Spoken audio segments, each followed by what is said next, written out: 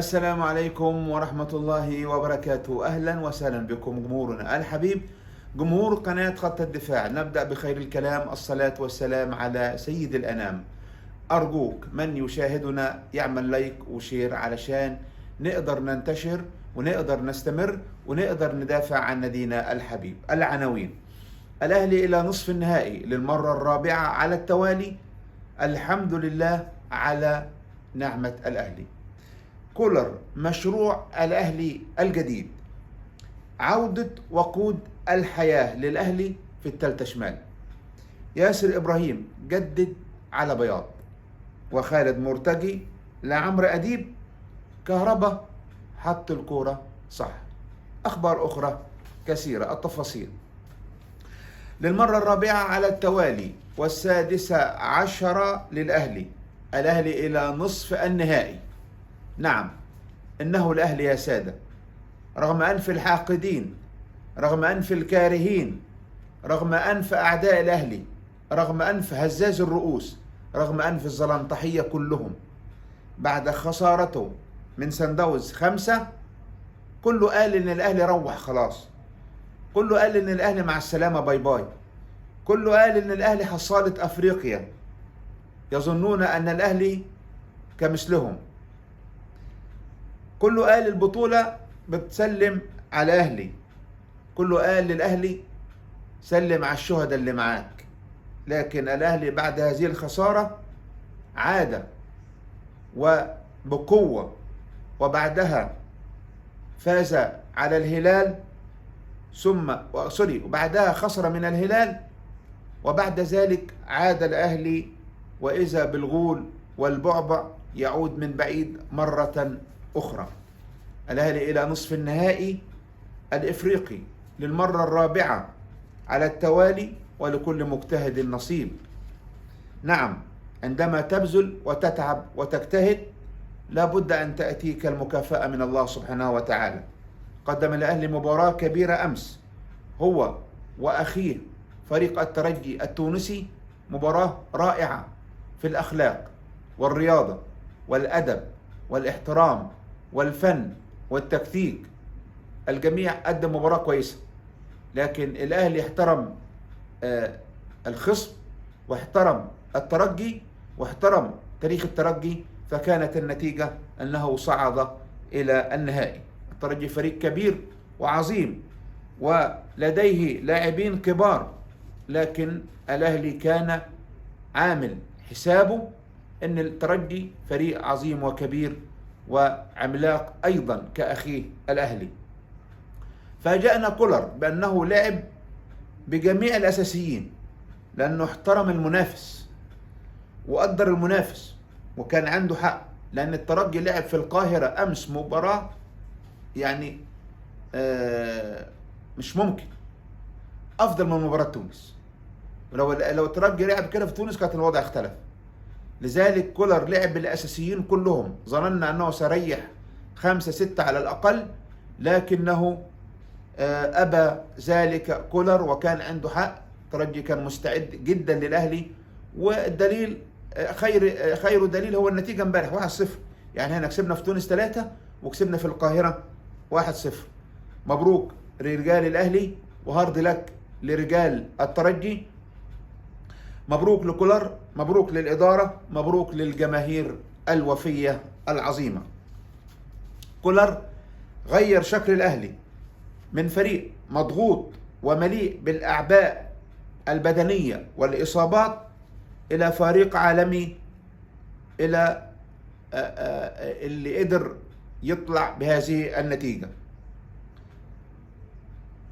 يعني كولر دلوقتي احتياط النادي الأهلي اللي بره على الدكة أقوى من اللي موجودين تحت. يعني تخيل مين في الدكة: مجدي قفشه، قندوسي، محمد شريف، أحمد عبد القادر، علي لطفي، خالد عبد الفتاح، عمرو السولية. فرقة كاملة بره يا جماعة، عمالقة بره، عمالقة. دول احتياطي النادي الأهلي دلوقتي. كولر مشروع كبير للنادي الأهلي، وهو المشروع القادم إن شاء الله بإذن الله. كل التوفيق للإدارة وللنادي ولجمهور الأهلي العظيم. طبعا الظلام تحية وهزاز الرؤوس بيقول لك إيه بقى؟ حظ عوالي.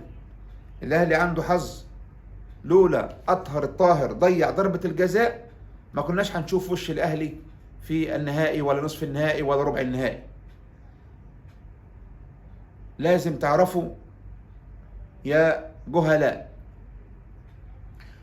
صحيح أطهر الطاهر ضيع ضربة جزاء وده قضاء وقدر، لكن الأهلي مسك في الفرصة اللي ربنا بعتها له وبنى عليها سبحان الله، وقدر يوصل للي هو فيه دلوقتي. عيشوا في كذبكم وأوهامكم وجهلكم. الأهلي لما جات له الفرصة مسك فيها بإيده وأسنانه. أنت جات لك الفرصة كتير ما قدرتش لا تمسك لا بإيدك ولا بأسنانك ولا بديلك حتى. لكن الأهلي نادي عريق، نادي بطولات، وإحنا بنشجع الأهلي ليه؟ لأن إحنا بنراهن على الأهلي دائما، وبفضل الله أولا وأخيرا بنكسب الرهان. أجمل ما في لقاء الأهلي والترجي أمس عودة الجمهور إلى مكانه الطبيعي، التالتة شمال اللي بتحرك الصخر. أرجوكم حافظوا على تواجدكم معنا، الأهلي في احتياج إليكم. أرجوكم حافظوا على هذه المدرجات. اعلموا أن أعداؤكم يتربصون إليكم، ولا بد أن تعوا هذا. يبحثون عن ربع الخطأ حتى يحرموكم من ناديكم، بينما الأندية الأخرى السباب والشتائم وقلة الأدب والسفالة علني، ولا يأخذون ضدهم أي إجراء.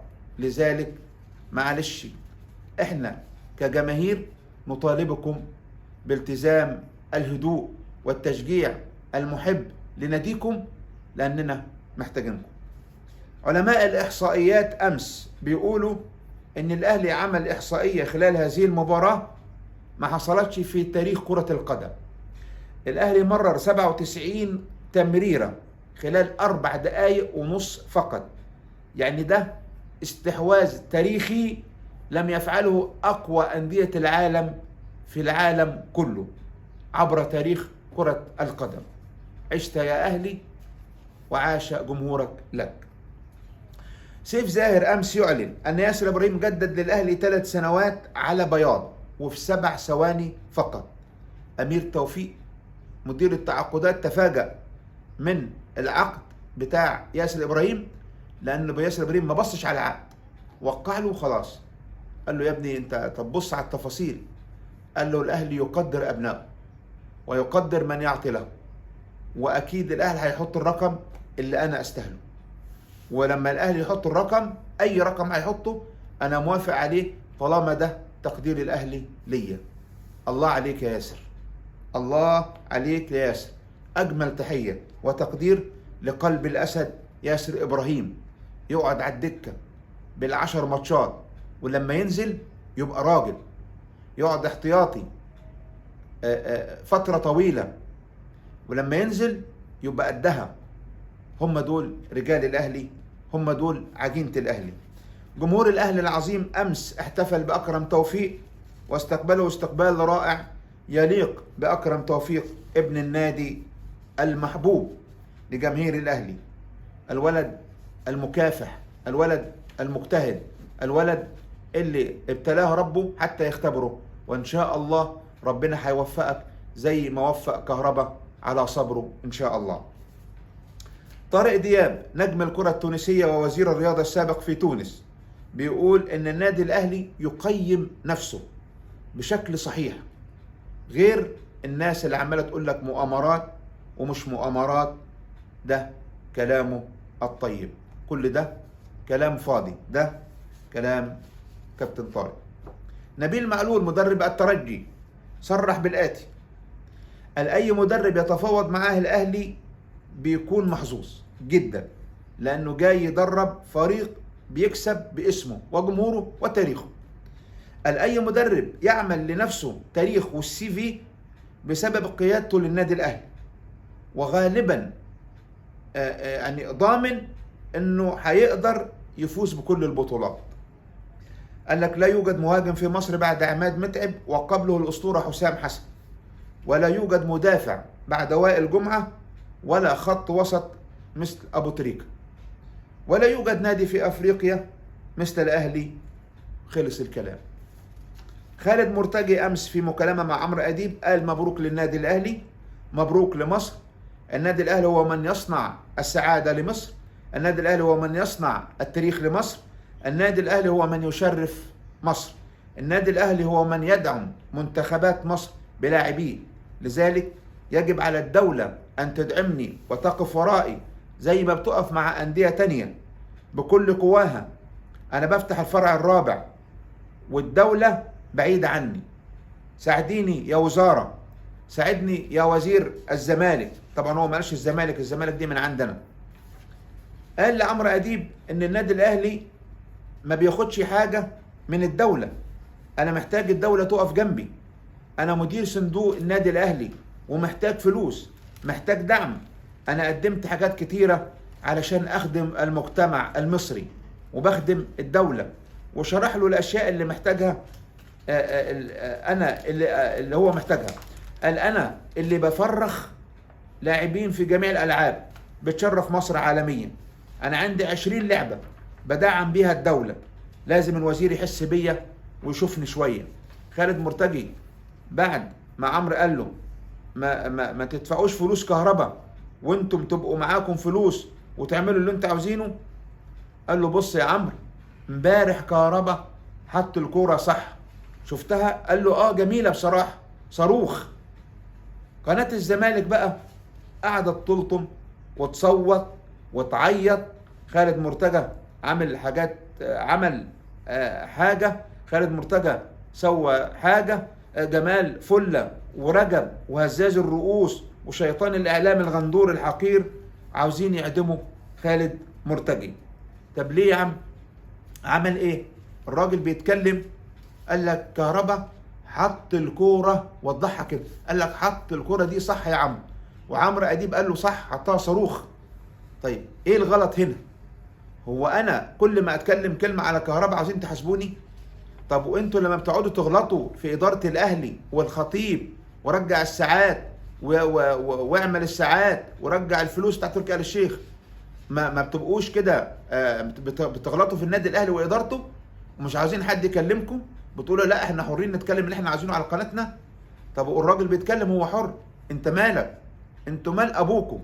ماله الراجل بيتكلم على كهربا، بيتكلم على قفشه، بيتكلم على اي حد، هو حر يتكلم اللي عاوز يتكلمه، انت مالك؟ لكن حقدهم على النادي الاهلي وكرههم للنادي الاهلي وشايفين الانجازات بتاعت الاهلي، 4 فروع، بطولات عالميه، كاس العالم، كاس افريقيا، لرابع مره يوصل للنهائي ورا بعض، 16 مره في تاريخ حياته، وهو لسه بيغني ظلموه، لسه بعيط ويقول ظلموني، لسه بيقول لك الدوله مع الاهلي، الدوله اللي عماله تبعت فلوس ليهم وتساعدهم وهم بيسرقوها ويصرفوها، يا ريتهم بيصرفوها على النادي. عاوزين يحاكموا خالد مرتجي. ايها الاخوه الاحباب، ارجوكم ادعموا القناه، اعمل لايك، اشترك في القناه علشان نقدر نستمر في الدفاع عن نادينا الحبيب. نتمنى ان ربنا يهيئ لنا الفريق الكويس في النهائي ان شاء الله، اللي احنا نقدر نفوز به البطولة ان شاء الله تعالى. الى هنا دمتم وفي امان الله.